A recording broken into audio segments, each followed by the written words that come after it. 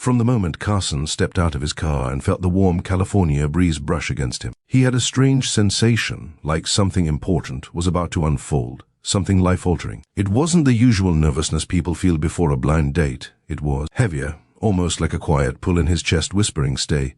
Don't leave yet." He tried to laugh it off, smoothing his shirt and scanning the parking lot outside the small family diner. His date, a woman named Sarah, was supposed to meet him at 6.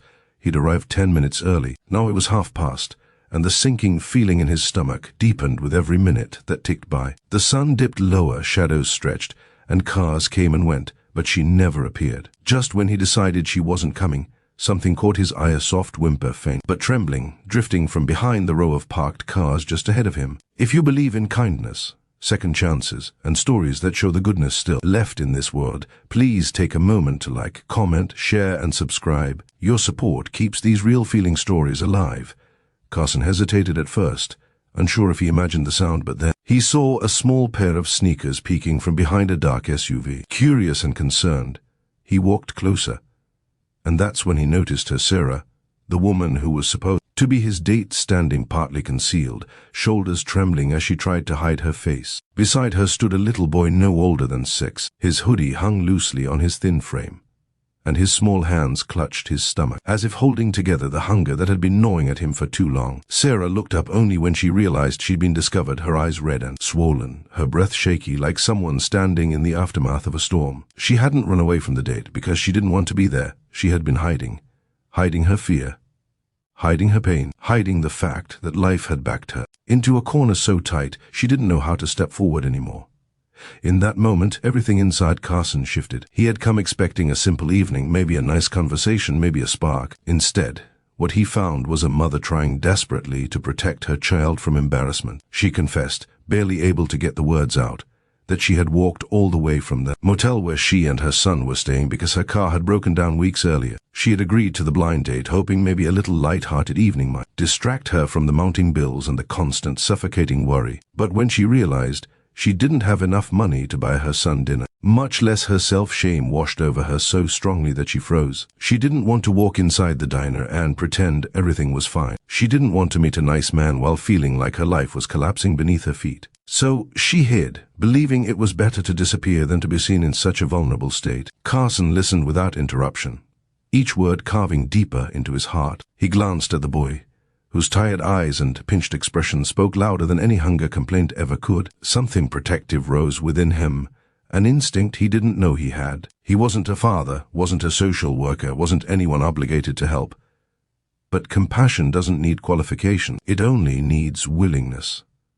He gently asked if they would join him inside, insisting it wasn't a date anymore, just dinner between people who needed a little warmth. Sarah resisted at first, feeling unworthy, but her son glanced up at her with pleading eyes, and that broke her.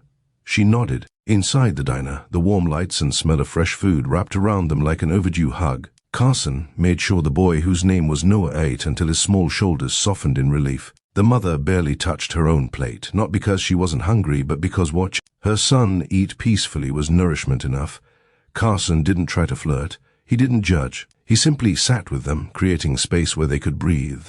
Slowly, piece by piece, Sarah opened up. She shared how she had lost her job months earlier, how medical bills for her son's asthma had drained her savings, how her ex refused to help, and how she was trying so hard to stay afloat, but felt herself sinking faster each day. Carson felt anger rise not at her, but at the unfairness life had thrown her way. He wondered how many times she had cried alone, how many nights she had skipped meals so her son could eat, how many burdens she had carried silently because she didn't want to appear weak. He admired her strength in a way she didn't yet understand.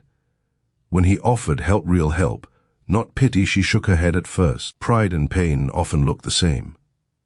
But he gently insisted, reminding her that everyone struggles at some point, and accepting help doesn't make a person weak, it proves they haven't given up. By the time dinner ended, something delicate yet powerful had formed between them, trust. Not romantic yet, not forced, but genuine human connection. He walked them back to their motel, refusing to let them finish the night alone in the dark. Before he left, he promised to return the next day. Sarah didn't believe him at first. Too many people had made promises and vanished, but Carson wasn't one of them.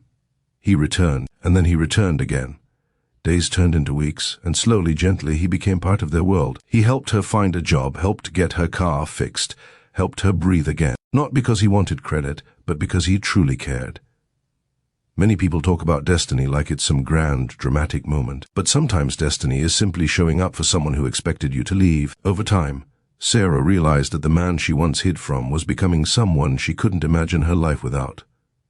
And Carson, he discovered that love doesn't always enter your life through perfect timing or perfect circumstances. Sometimes it arrives in a parking lot, where a frightened mother tries to hold everything together behind a car, and a hungry little boy quietly hopes the world still has kindness in it. If this story touched your heart, please like, share, comment, and subscribe. Your support helps keep these emotional stories reaching more people who need hope. Before you go, comment below. Kindness still matters. And with that, their story began not with a perfect date, but with compassion that changed everything.